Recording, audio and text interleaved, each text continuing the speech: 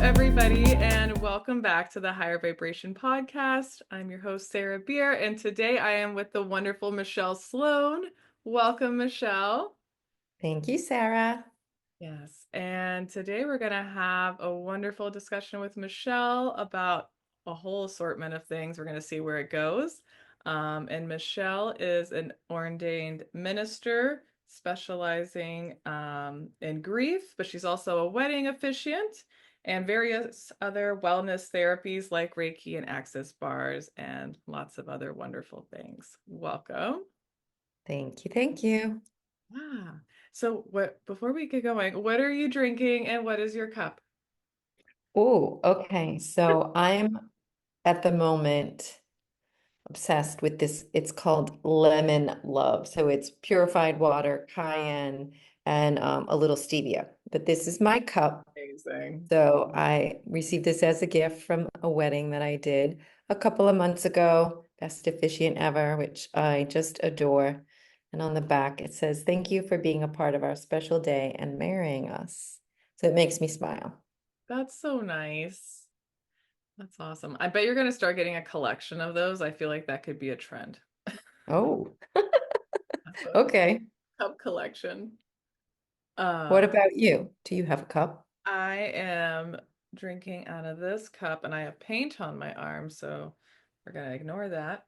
I'm drinking a sparkling water black cherry lime by Nixie. I hope it's good. It's an organic sparkling water because they flavor it with who knows what. So hopefully this is good. Trying it. It's pretty good though. So, Nice. yes, excellent. All right. So, is there anything in particular you would like to start off exploring, or you want to see where we go?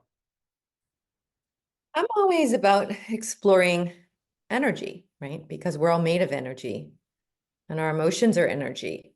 Energy naturally wants to move. And so I feel that's kind of where my whole life exists is I mean, we call it energy or vibes, that's kind of the street lingo, but in science is spirit and in religion, it's more about God. So it's just everyone has a different name for it. Yes, that's a perfect place to start because I'm curious when it started coming online for you to read energy because you're really good at reading energy all the time. What the audience doesn't know is that Michelle and I do events together. We do Reiki and Sound Bath events, and you always tell me all these interesting things you notice with people and like their energy during the event. So like, when did that start for you? I think if I was really honest and thought about it, is that true? And keep going back and back and back. I have this one moment when I maybe was like 5 years old. I I could hear um like, what are you doing here? Like, do you remember where you came from? I was tapped into a different energy to I was like transcendent right, between time and space because it's all one. And so I remember that, and I remember having this really overwhelming feeling of feeling that energy of something more. And then maybe through my childhood, it was a little bit um lessened through my just life or situations. And then I would say more through my teenage years when I was making, my communion. My family was very Catholic. And so I could feel it in certain areas, like at church or during different events I went to at the church. So around spiritual, I'm obsessed with churches and lighting candles in churches. There's something energetically when I go visit a new city. I love to sit in churches just to see, the windows and feel the energy. It's just where everything's been prayed on over and over and over years and years and years, especially being from the East Coast. It's very rooted, it's very grounded in energy. And so I think I'm very connected to to the energy, even in cemeteries. There's something about cemeteries, the energy, if you just sit there in the silence and the vibrations, it's magical. So it's a practice, though. It's a muscle, right? Just like anything that takes practice. And the more we practice with it, the stronger it gets. And we can turn it on and we can turn it off. But it's just, I like staying in the flow of it. It's one of the reasons why, even if I'm on vacation, I love just to like, let me run your bars, or can I give you a Reiki session? 'Cause I know that I'm in the flow of energy. The flow of energy is in me. Beautifully said. Yeah.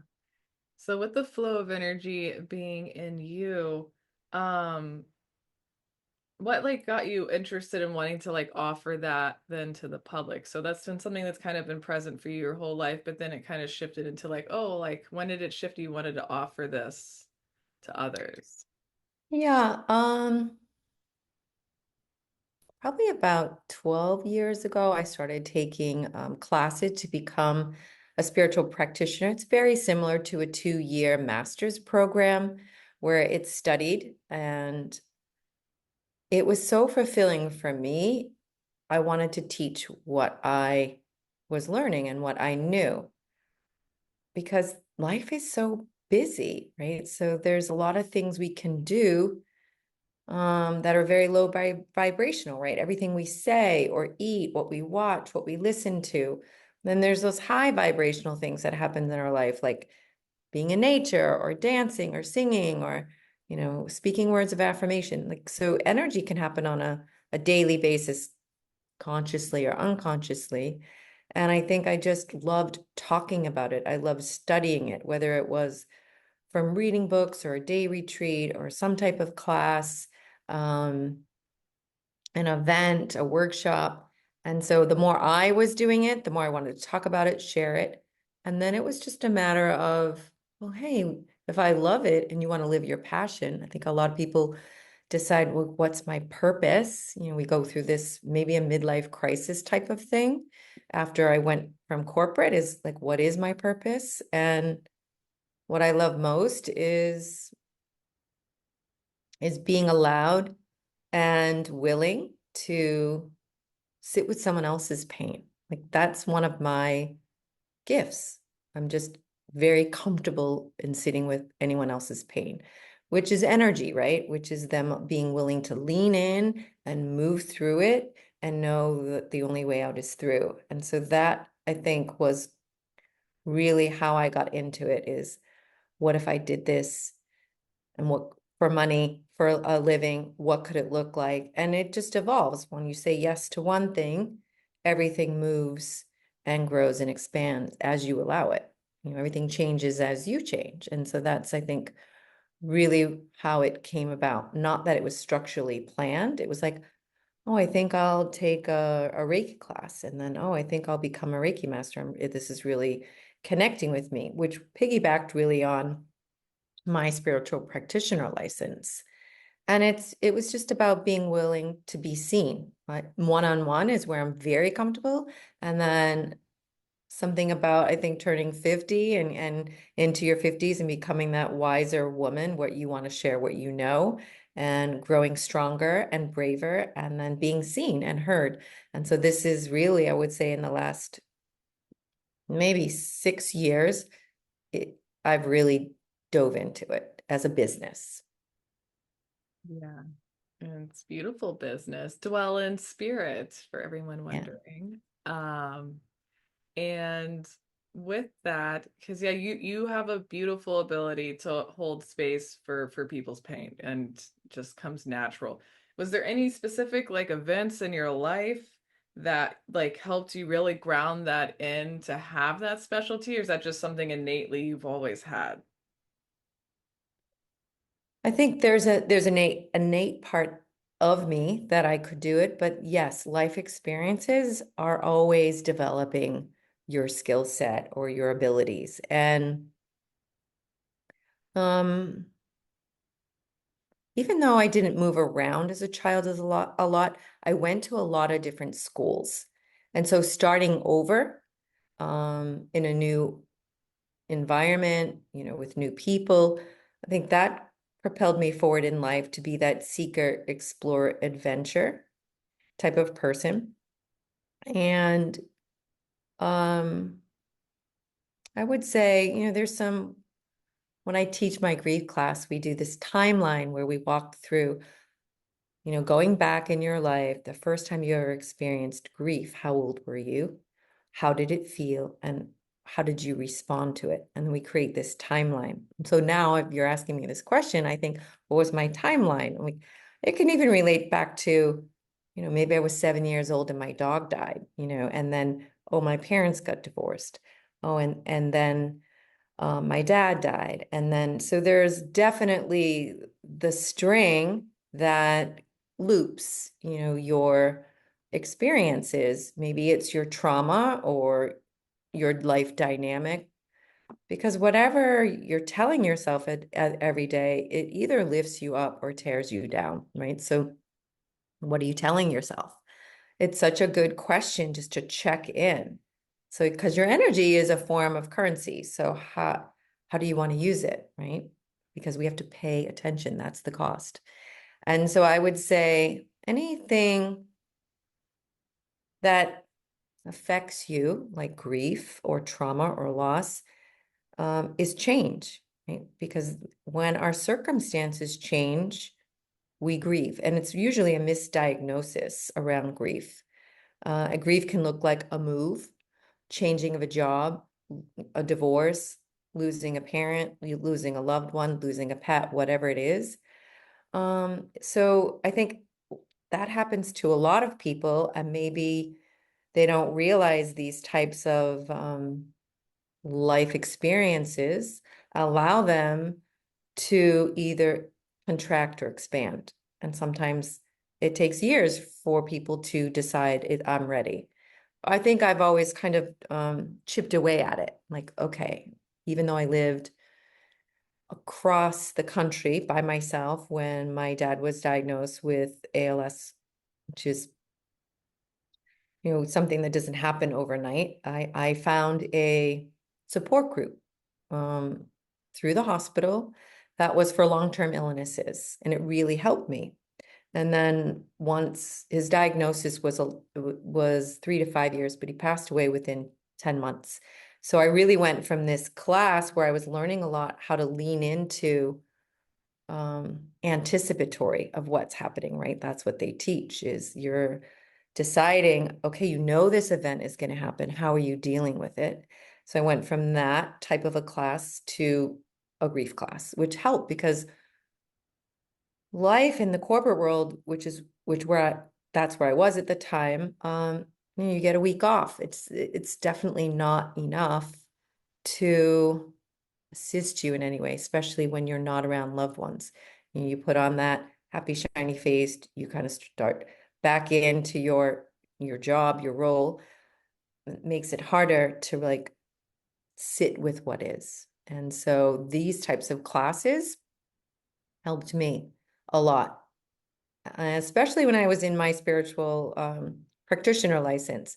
I loved this one book, Grieving Mindfully, and I used to gift it all the time because I know what it did for me. It really just allowed me to move through the grief and transform it into wisdom. You have to dive into the book. It's a real exercise type driven book. And I would gift this book and I'd be like, what did you think of the book? How are you doing? I'd always check in. People like, oh, I haven't read it. I'd be like, really? Oh my gosh. So that was where maybe I should teach this. Like, what if I led the book, right? And just did one chapter a week. And then that's kind of how that started. It was just, hey, an idea, and I'm going to just give it a go. And it's really sustained. I think I'm on maybe my year, almost going to year 3. And I teach the class 3 times a year. Plus, I do a variety of workshops around it. I just finished volunteering actually for Kenya Center for Spiritual Living. I like to give back to people in need. And this is the one way I could do it was to gift the class, to teach it by love donation. And that was a very interesting 6 weeks because I'm obviously on the other side of the world. It's an absolutely different time zone. I had to really pay attention to the accent some days, but it just made me realize that we're more similar than we are different, especially when it comes to our emotional healing. And so that always is about diving in a little deeper and saying yes, allowing spirit to use me. And so that's, I think, a very long explanation to your question. Well, it's very well said. Um, wow, there's a lot to unpack there. That's so interesting. And it's like when you said grieving mindfully, I'm like, I've heard that term before. I know something about that. It's your class. And I was like, okay, so it's cool to know the backstory of that, that it comes from the Yeah. book. I Yeah. don't know that Well, one. yeah. So it's the soul's job to remember, right? That's the inward journey. And we do that by just calling back our power, acts of self-love, like healing our trauma, creating healthy habits. So we learn and we practice. And that's really why I love the class, because it's more about tools to assist you to align really to your higher vibration, because it's our natural right to thrive. And we manage our energy on in an internal way. So we have the power to connect to a deeper voice, or like to a higher, higher purpose. And so that's the love of the class, is to sit with it. And so it's more about practicing mindful practices and then education around what happens to trauma, like what happens to your body.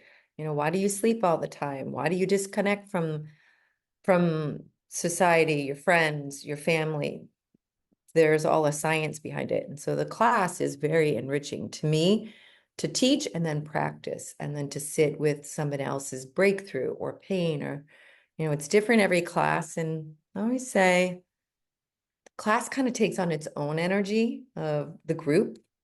Like one of the classes I taught was a very deep, deep, almost trauma, where it was like these unimaginable types of grief and trauma that you would see on the news, like those types of scenarios.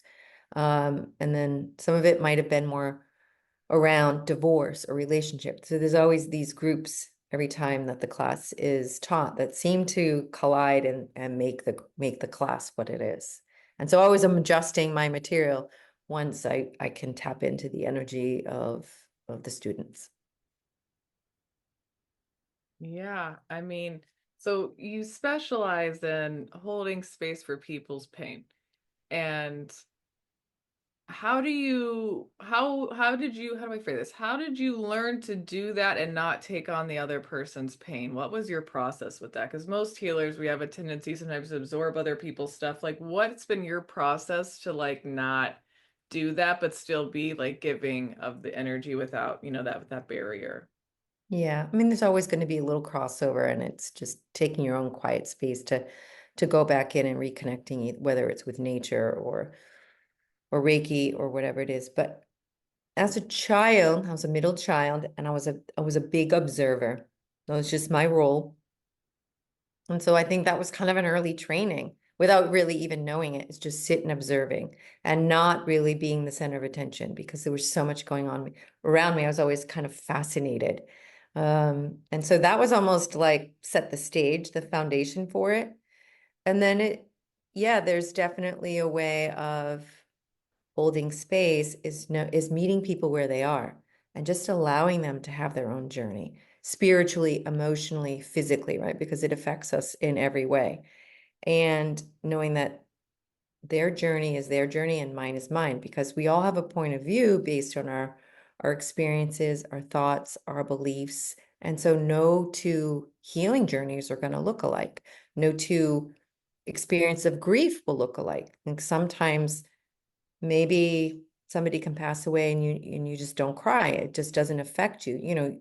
You understand it more energetically or psychologically. Then something else will happen and it will seem like really simple, but you'll be an emotional roller coaster, right? So I think because I've had my own experiences around that I just ask a lot of questions. I try to listen, to understand.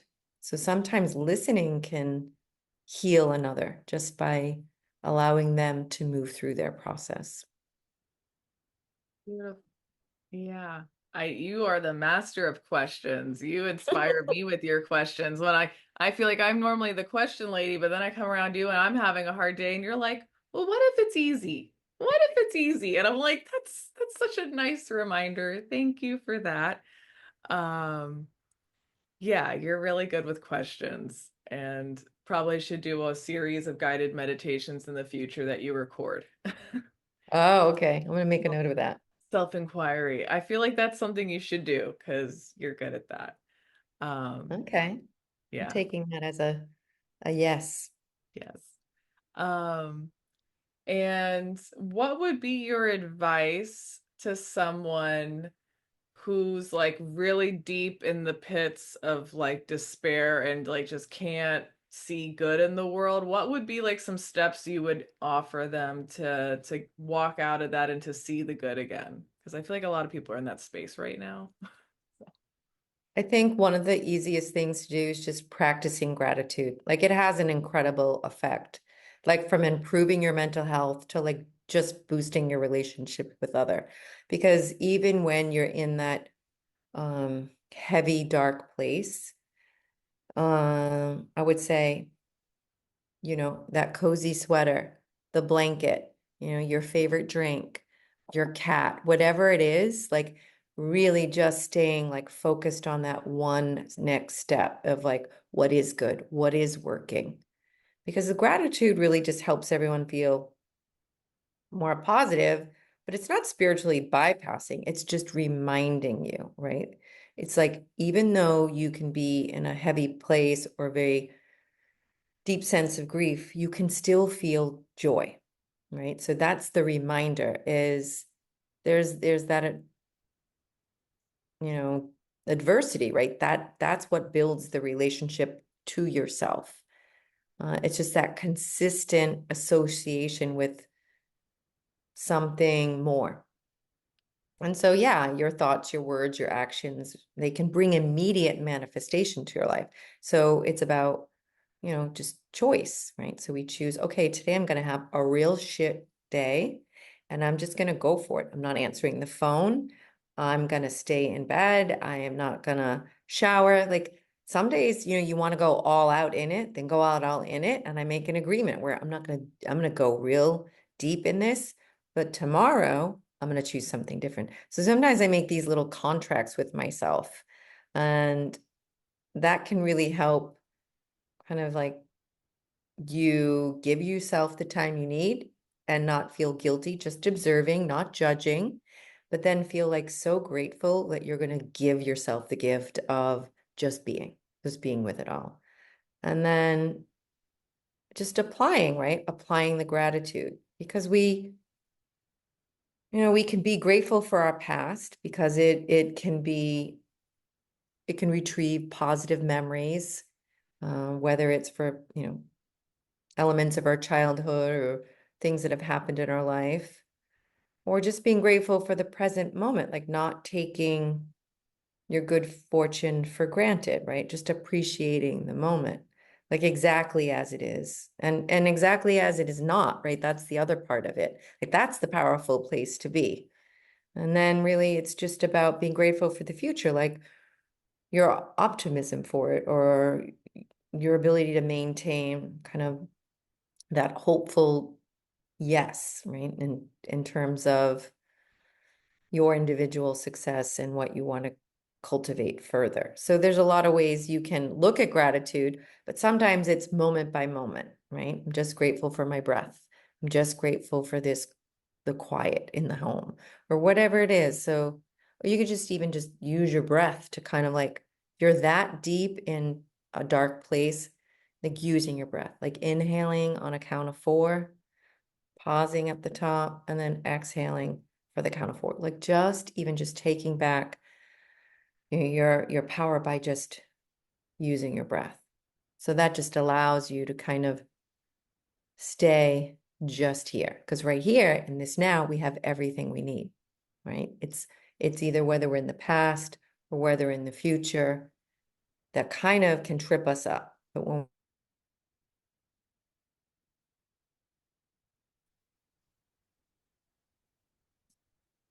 Okay. So gratitude, power of gratitude, 100%. And using the power of the breath and the moment, being present. Yes. But while you were talking about that, I was thinking about, well, what about people who like they're just so emotionally charged that like counting their breath or trying to be grateful, like they just need to like exert emotional energy. What would you like are three examples you would give for somebody who just is so full of like intense emotions that like they need something a little more active? Like what would that look like? Well, one of the things I think what the human body likes to do when it's in this really deep place is it likes to rest. It likes to sleep. It likes to turn off the mind, right? And allow our bodies to be more than our minds. And a lot of the time I say, just go sit in nature, whatever that looks like for you, your backyard, the beach, however that looks, because there's energy there, right? The sun just nourishes us. We don't have to do anything. We just have to sit in it, right? So there's always something to receive. And so I always like to get outside, whatever that looks like, ground in, sit in the grass, whatever it is, be in the mountains, wherever you live. So that's one thing I can definitely recommend.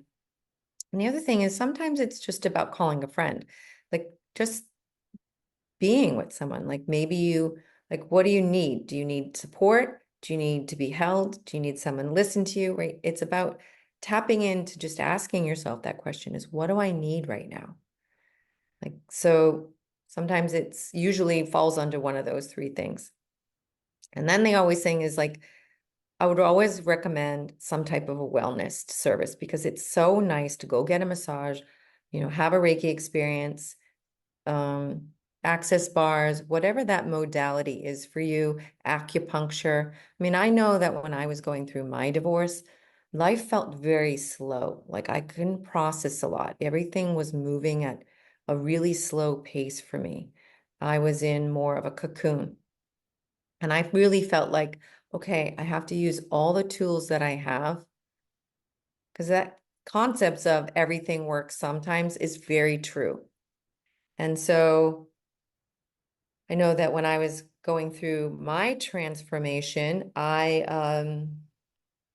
did Reiki, I got massages, I did acupuncture, I went for walks, I sat outside, I journaled, I meditated, I just sat in the quiet, I just observed. Um, but there is something about having another person, working on you, where you're not doing a therapy, like where that's a talk therapy can be a little draining. More so when it's just hands-on, you're just receiving, right? That's the whole other part of experiencing a wellness modality. It's just about the willingness to receive. And sometimes it's just laying there, falling asleep while someone else is managing your energy, right? So sometimes we're blocked or we're stuck, and that just can be surrendering. So that's my advice. That. Thank you. Yeah. Going outside and having a friend talking to someone. I think those are all really good advice. It's good advice for that. And talking about blockages, what what do you think? Like obviously it's really nice to have a practitioner help you with blockages, but if somebody's feeling especially blocked in one of their energy centers, like what are some good ways for them to help release that are your favorites anyway? Yeah, for sure. I mean, when we feel like stagnant or like we're prone to emotional congestion, right? We have this sense of maybe lack of self-love or limitation. Like we're not opening ourselves up emotionally, physically, like we have pain, right? So opening up the chakra helps you to promote you to move through that and helps you to align. I like to say like healing is really just aligning, right? We align with the natural flow of the body. So there's a couple different things you can do.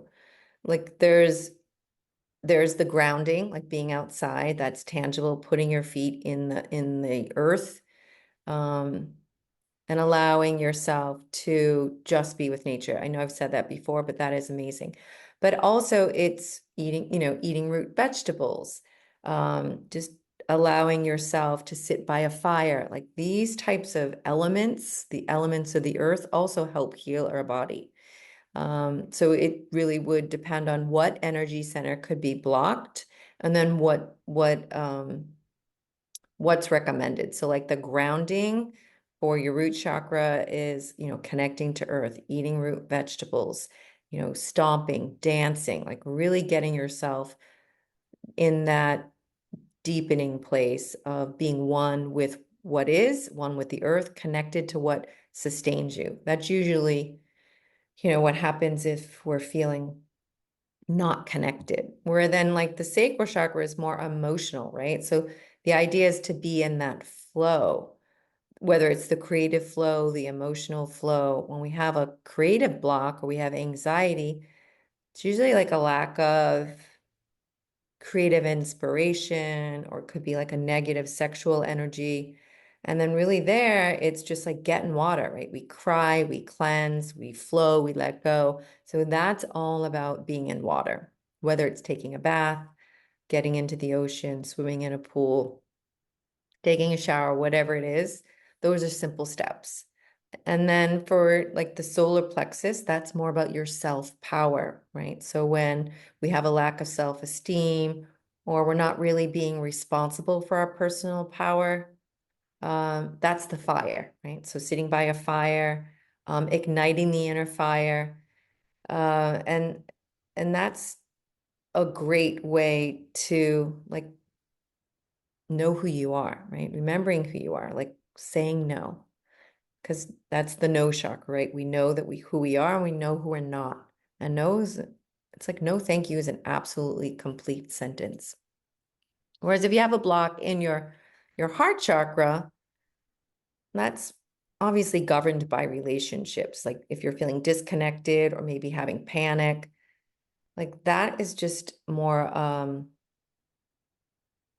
seeing like heart is forgiving, right? It's forgiving. So it's a giving and a receiving. Like where are you building the walls against love or relationships? Because we don't close our minds, we don't close our hearts to love, we close our minds to love. And so to open up the heart, it really just starts with self-love. Right? We have to look within and remind ourselves, whether it's journaling, what you love about yourself, what you're grateful for, um, and just speaking a kind word about yourself to yourself, whether that's out loud, like for the throat chakra, right? Allowing yourself to express what you need, what your desires are, what your wants are, whether that's through journaling or calling someone or writing a letter, even sipping a warm drink, just to help like the flow of words. Where like your third eye, if you're blocked, it's more about tapping into something more, like there's power greater than you.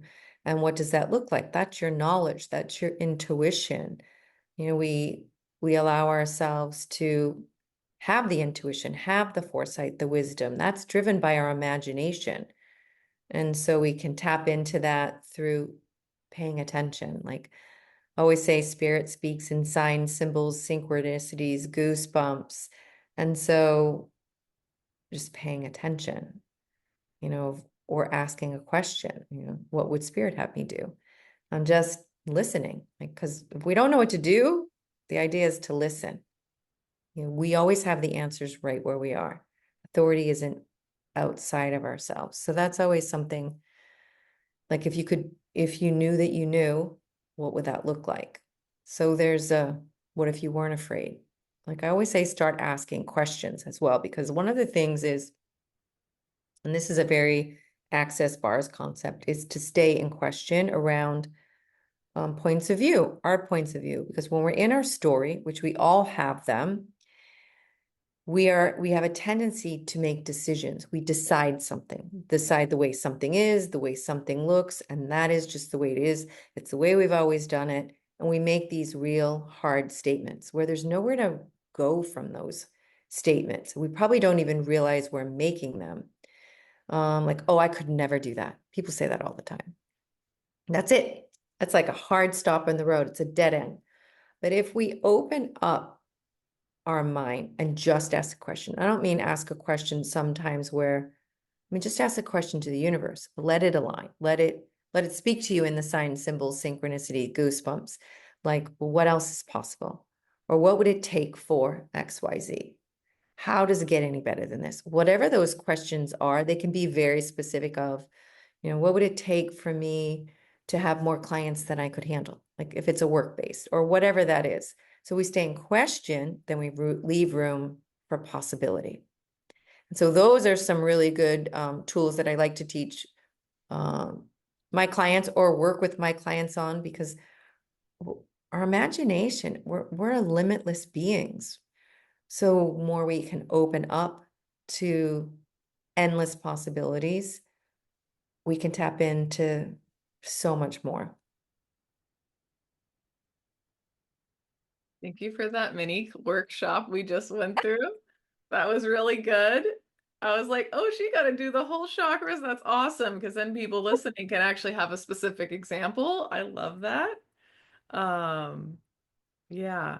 And then I felt like you were just like channeling towards the end. You're like, we're going to go into self-inquiry. We're going to explore that because that's really powerful stuff. Is asking Yeah, I mean, yourself. people don't even know they have blocked energy, right? It's like, how do you know? Well, usually you're like repeating yourself or having the same experience, even if it's like with different people that change up in your life, right? Or we don't have the progress forward, or we think we're living in circles. Like you continue the same thought or doubts or fears, like that's feeling blocked. People are like, what do you mean my chakras are blocked? Well, have you ever experienced any of these types of things I just mentioned, right? Because we're not designed to feel energy the same way, right? None of us are, because we're different. We have different sensitivities. We're tuned into different things.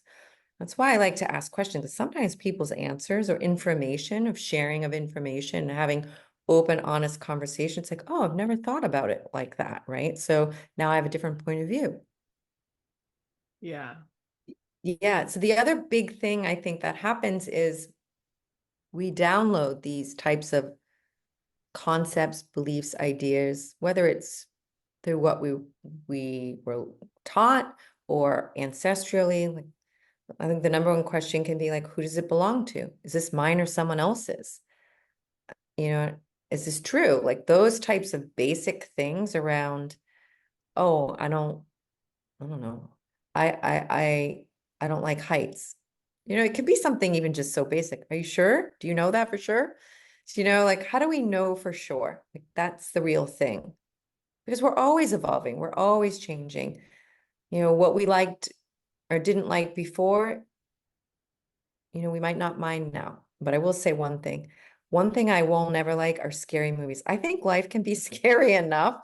Like, I second that. why would I want to watch a scary movie? Like for me, No. that's like my definite no. I don't think I'm going to change my mind on that. I think that's like a decided conclusion. I No. don't know if you have any of those, Sarah, like decided conclusions. Like I don't find that changing in any lifetime. Yeah, yeah, I second that. I when I was younger, I used to like scary movies, and then I was like, why? I have a very active imagination. I don't need to put those things in there and dream about it at night. I don't enjoy that. No. So I agree. Definitely no scary movies for me either. Um, and being definitive with choices. I'm very definitive with a lot of choices. I know what I do and don't like. And that's okay. Like there's no judgment, it's just observing. Yeah. Because when you know you're doing it, now you're at choice, right? Yeah, we always have the option, we always have the choice. And I think it's powerful you mentioned looking at, is this even mine?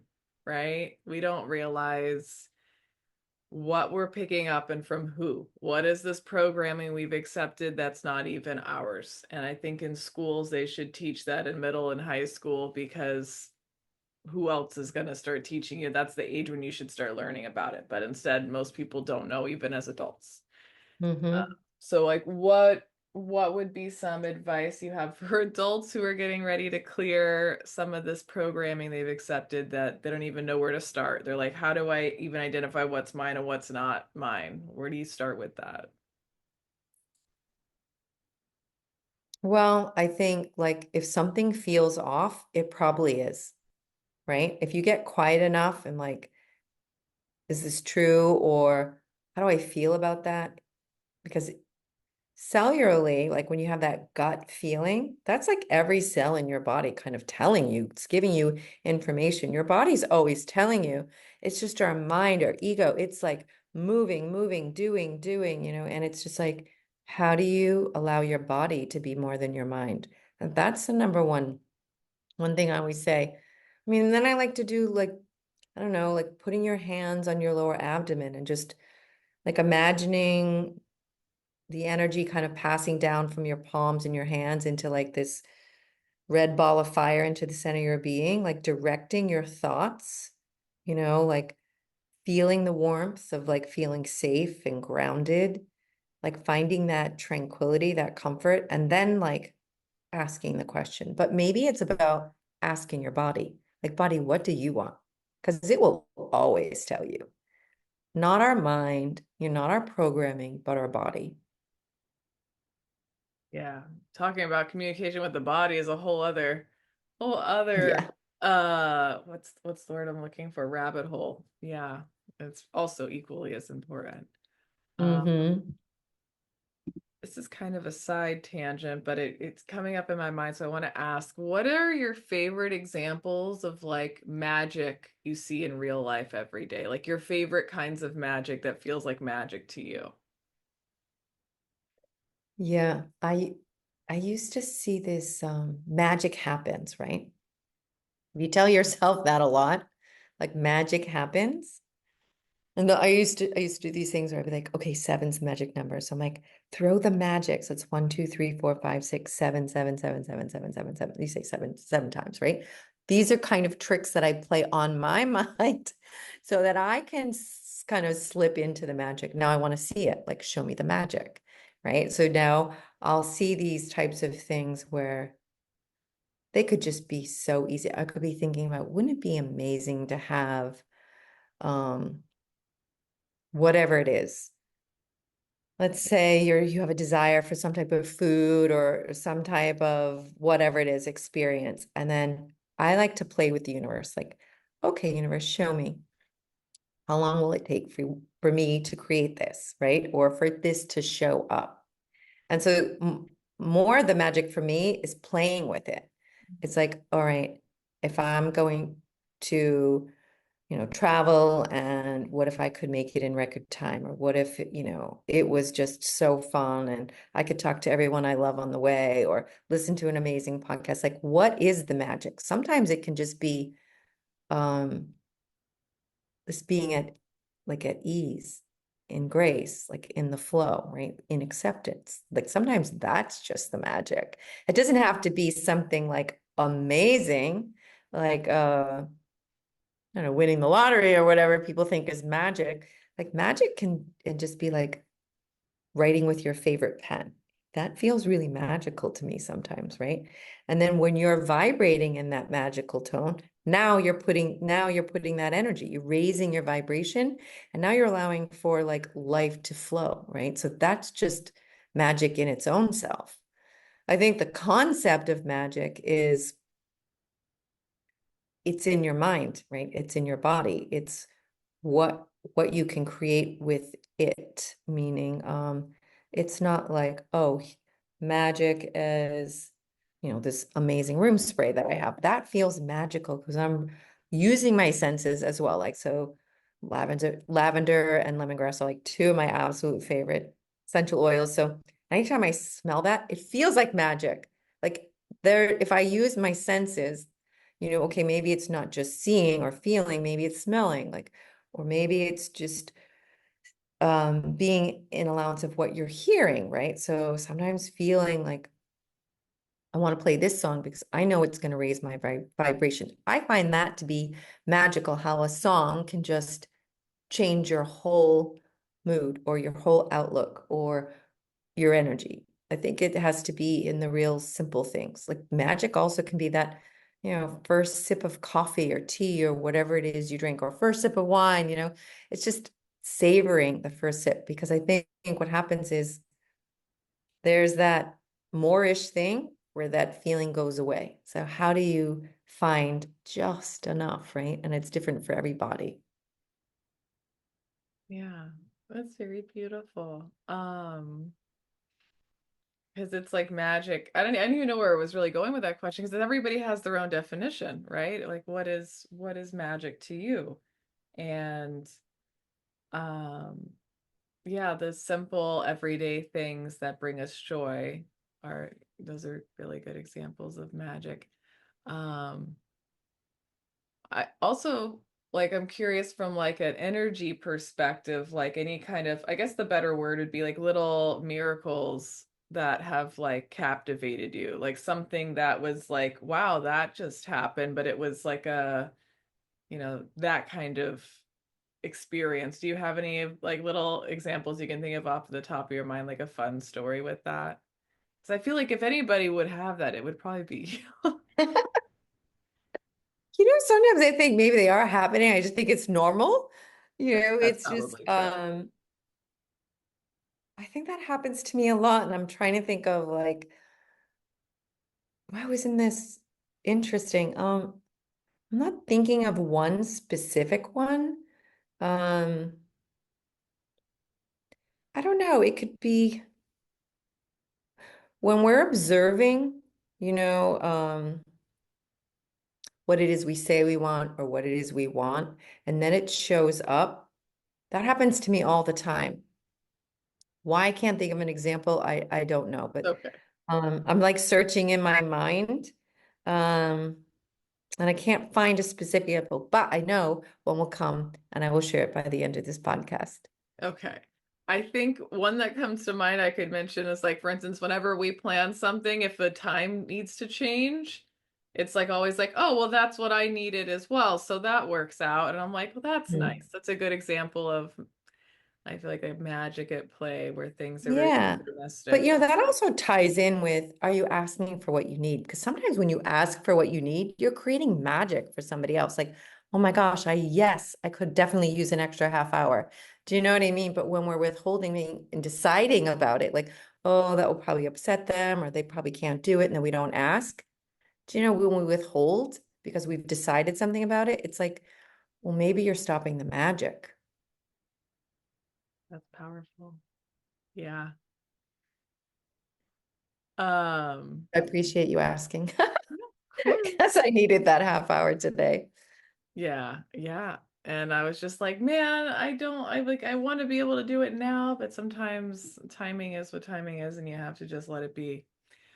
Yeah, well, I think that in my journey, I'm about healing, about expanding, right? And sometimes that means you become more sensitive, right? That's because you're more open than you've ever been, right? So when you're more open, you're more sensitive, right?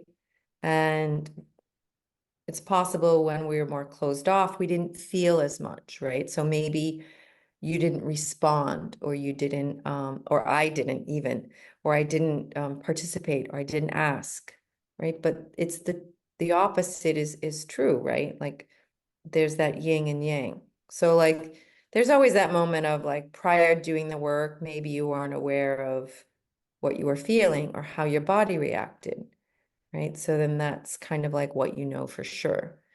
But it takes diving into the experiences, what you learned from it, how you felt, so that you understand it. So now you're a conscious choice.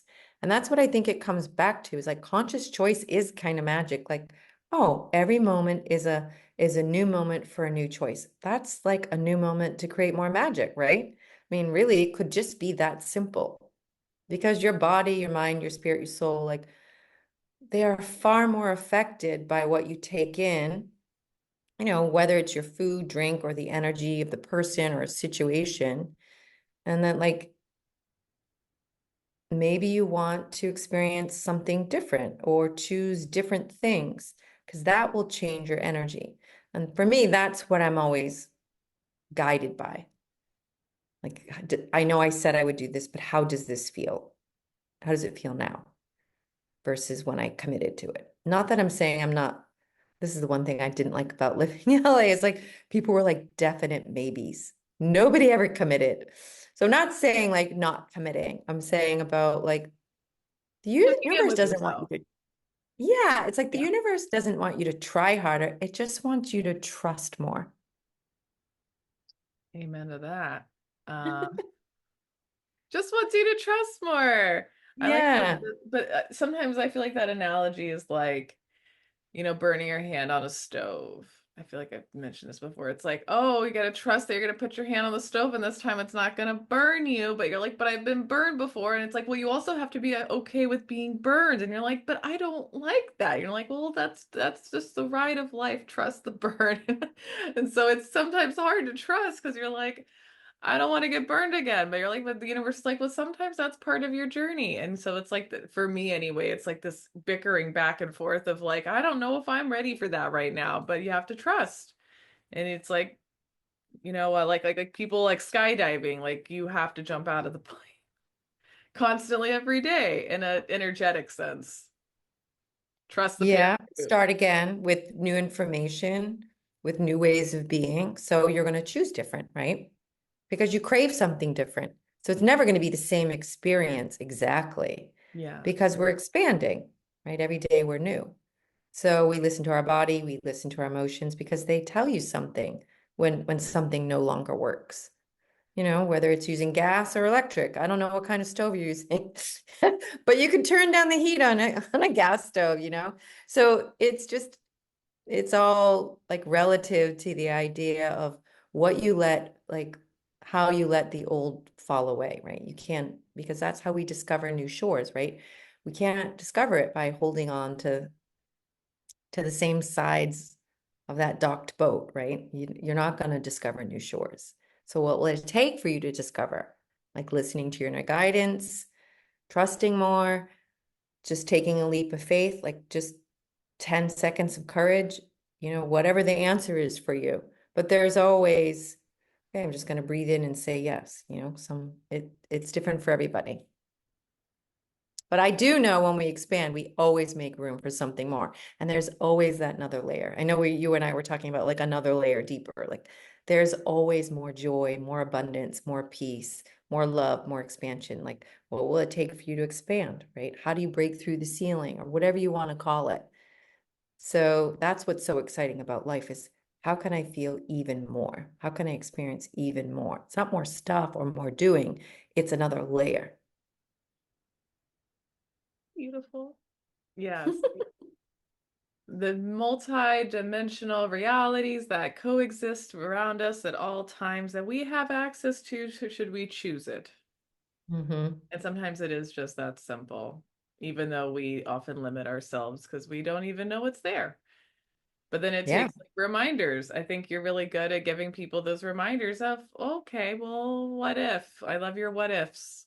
What if it can just go another layer deeper? What if you can let go of another layer? What if you can welcome in another layer? And all of these questions, and when they're perpetually being asked, it helps to have that expansion. So I think self-inquiry is a large part of that for sure. Um, Yeah. Absolutely. and this conversation would not be complete unless we discuss some of your magic with manifestation. Because people, I don't know if they know, but you're also a manifestation queen, and you teach that as well. Yes, manifestation. Right? If you can dream it, you can do it. These ideas are coming around all the time, right? We have them. Like I think I could have invented the straight iron. I had really curly hair as a young girl, and I would take the curling iron and I would never curl it. I would just use it as a flat iron. Like, why didn't I create the flat iron? Like these ideas are happening all the time, right? This is like who's tapping onto them and saying yes and willing to take the next step to go, to create it. So it's, I think some of it has to do with you have to create and manifest from when you're overflowing. Like our energy becomes really depleted. It's hard to manifest like that. Yeah. Um, So the energy clearing, that's designed to remove and uplift like all those electromagnetic charges that got locked into your body, mind, spirit. So like that, the body first needs like that energetic cleanse, right? That's why I think energy work is really important. Like it definitely helps to restore harmony balance, whether that's sound baths, Reiki, access bars, cranial sacral therapy, whatever you're doing, right? Having healing energy work because energy is everything, right? So that's the reality we live in. So our experiences match our energy and our point of views. So the manifestation then is, well, if I thought of it, then is it mine to create? And if it's mine to create, what's my one step I can do? That's all it takes. That's where you start for me. And then who can help me with this? Or what do I need to know that I don't know now? So there's just, again, the questions can just keep looping in the manifestation. Like we change our inner world when we change our energy and we build that outer world differently.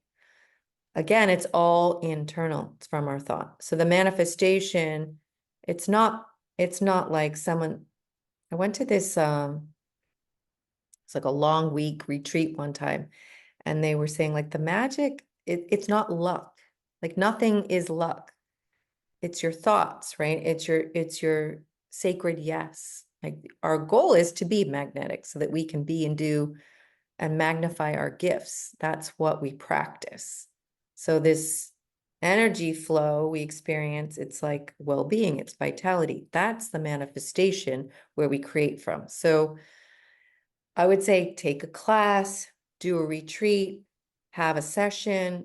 If you're stuck and you're not manifesting or you don't know how, there's so many ways that you have to learn. Like some people don't know how to fix a car, but some people do. Why? It's because they've learned how to do it, right? Some people don't know how to manifest. Then I'm going to say, take a class, find someone to teach you. And that's kind of it. We don't just magically all of a sudden know how to do something. We have to seek it out and then do do the work. And I say work like loosely. I mean, I remember like my dad saying like marriage is work, and I was so offended by that. I'm like, so is being single. Everything takes work. It's just a matter of what do you want to what do you want to work at? What are you investing? Yeah. Yeah, it is a skill. And I when you're thinking about how it's not just luck, the phrase in my mind comes to, what is it? It came to like luck favors the prepared, right? So it's all about building the structure for it. So you mentioned briefly about you can't manifest from a place of depletion. You want to manifest from a place where you're feeling abundant, you're feeling joyful, you're feeling good. And I think that's definitely like tip number one for manifestation is you have to be a vibrational frequency match to it and feel it in your body and be in that space. What are maybe like two other pointers you have that could help for the beginner who's like, I don't know what to do. Do I just say affirmations, Like what would you So recommend? I love journaling, and there's this type of manifestation journaling you could do. And I've done a lot of I've taken journaling classes, studying different techniques.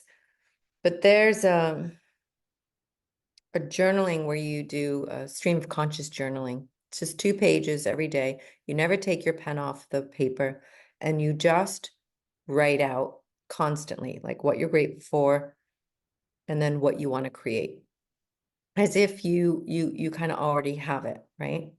That's one way you can do it. Stream of consciousness is just getting everything out, like dumping your bucket on the paper first. Like that's one of the ways to do it. Like however that looks for you. It doesn't matter if you're writing the same sentence 10 times.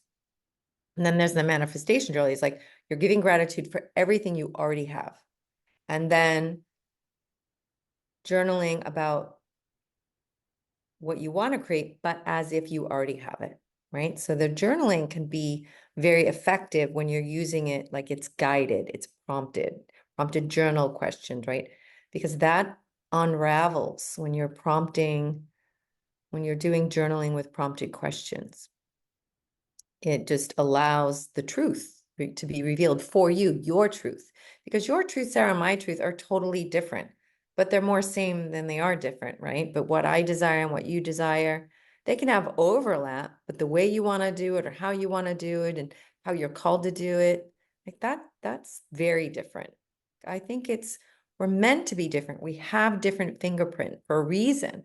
So like you have to do you and I have to do me. And anything else it's unrealistic. We're trying to push people into, a certain way of how it has to look, but it doesn't have to look anyway. As long as it's your authentic self that's speaking, it's divine. Well said. Yes. Yep, we don't have to fit into a box, that's for sure, and it looks differently for everybody. I also think it would be good to look at bringing astrology into it. Different signs also like process things in different ways and act in different ways. Like I think like Capricorn energy is very much wanting to do something physically, make it like journaling is very actually a Capricorn trait, or Pisces, or it can be wanting to flow with it. So it's looking at what aspects call to you. Um, Once you have like the framework of like how to step into that energy. Mm-hmm. Yeah. Yeah. No And one can do it for you. That's the other thing. We all want like someone else to can't sometimes pay that's it. can't pay like a street corner gypsy to like make my worries and everything go away and come true. What do you mean, Michelle? Yeah. What do you It's mean? it's definitely it's learning, right? That's what we do. We're here to learn. We're here to grow. We're here to expand. We're here to make mistakes, to learn from them, we're meant to move through the trauma, the tragedies. We're not meant to stay stuck. That's the whole thing. What keeps us stuck is our fear, our lack, attachment energetically. Like, what if you just set yourself free from the past? The only constant is change. Mm. 100%. Yeah. Um, I have a kind of a random question, but maybe not so random. If you could describe the meaning of life in one word to you, what would it be? The meaning of life in one word, love. Love. Yeah, beautiful. That seems to be the general consensus, but everybody has different takes on it, and I love hearing different perspectives on that. Beautiful. Mm. And on that note, are there any other fun stories or anything else you want to share with everybody before we start wrapping it up? Well, I think a story is that, I set some goals this year, but like what would be like a really big kind of how can I give back kind of thing. I'm always thinking about giving back. How can I give back? But giving back, there's always that reciprocity, right? So it's not just you're giving, but you're receiving so much more. So one of them was I want to do a retreat because we do these workshops that are like an hour and a half, or we do class, whatever you're doing, a session, they're all an hour, but it's like, I want to do a day retreat. Like this was one of my like, how can I manifest this? How can I create this? Or just holding the vision of not knowing how, but I know it's possible, right? So this is kind of what just came to fruition of, I don't know, maybe a month ago. It's like the concept of what if I wasn't winding down since we're coming to a year end? What if I was like leveling up? Like, what if I ended so strong, right? It's like begin brave, end strong. That statement comes to mind for this year for me. And so we created the Art of Surrender, which is a day retreat. It's happening in November on the 19th in Palm Beach Gardens in Florida. And I'm really super excited about this event. We're co-creating with Lisa Evans and with Sarah Beer, and we're just all bringing our gifts. And it's a half day, which is great. A Sunday. Who doesn't have from 12:30 to 6? This is like the perfect time. Everything feels so lined up about it. This is a transformational day retreat, right? So it's where we can embrace and release and renew. So 3 R's, those are kind of tricky. You say them really fast.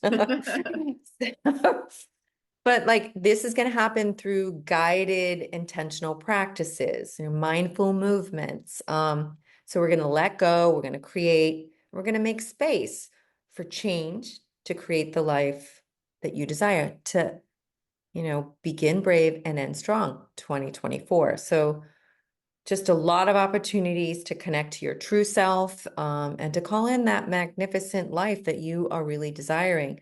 Like we're doing it in a very sacred space of aligning and healing, and we're so excited. So anyone who's listening, reach out, dwell in spirit. That's how you can find me online, in person, because I would love to share more about it, about the details of it, and then also if you're interested to register you. So that's one of the fun things that I like to think almost wasn't going to happen, and then it all came together.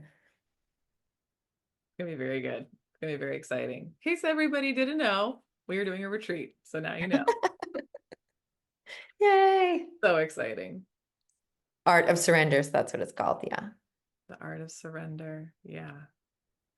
Beautiful. And we'll have the links down below that you can check to get to save your spot because it is reserved seating spots, and it's limited. So if you're interested in that, be sure to get to that as soon as you can.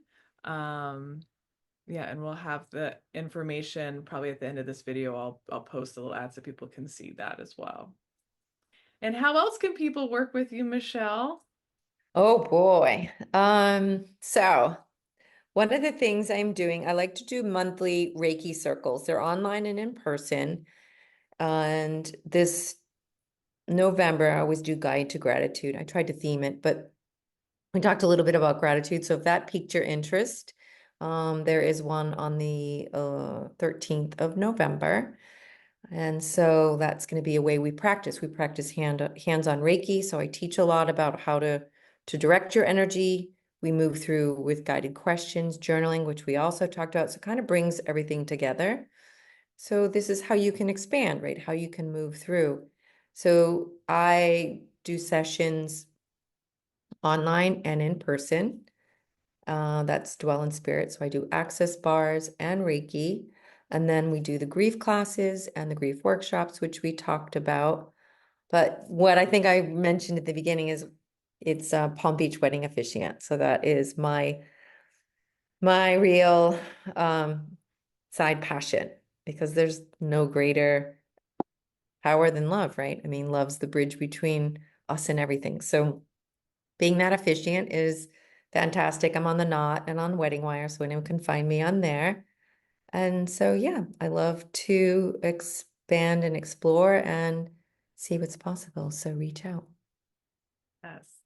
Highly recommend all of her services and especially the Reiki and the access bars as well. Been very appreciative of that over the last year, Mhm. the many sessions. Yes. All right. Um, any final thoughts you want to share? I say the full moon's coming up on the 17th. If this airs before that, like get outside, allow yourself to release, to feel the energy of the earth. Let it light you up energetically and allow like any darkness to be eliminated. Like I love nature, so get in nature. Get in nature. Beautiful. Yes. Excellent. Oh, and everybody can find us before the retreat at Celestial Wellness, right? Um, Mhm. we're doing a Reiki Sound Bath experience there on November 6th. It's a Wednesday, right? Yeah, everyone was like, can you do weekday? Fridays are so hard. Date night family. So we opened up to Wednesdays. And this studio is so darling, so quaint. It's right on the beach in Juno Beach. It's lovely. So that this is going to be our first time in Juno Beach, and I'm really excited about starting something new in a new space. Yeah, looking forward to it. So that will be available. I think that this should be up by the time before that event. So Yeah, there's always so much going on. I mean, I know on my website I list all my events everywhere I'm going to be. There's a couple. Oh yeah, there's that spiritual wellness day retreat, a 432 frequency, which is going to be amazing. That's in Lake like where's the Worth, Lake Park? Lake Park. Yeah, Lake Park. Okay. so Yeah. much good stuff. All the things, all the wonderful things. All right. Well, thank you, Michelle, for being here today and for being a part of this. It's been an honor Thank to you for have you inviting me. here. Yeah. And thank you to everybody who's been watching or listening, wherever you're listening or watching this. Appreciate you being here. Please make sure you like and subscribe if you want to receive more of this content and also just support the channel. Greatly appreciate it. And we'll see you in the next one, everybody. All right.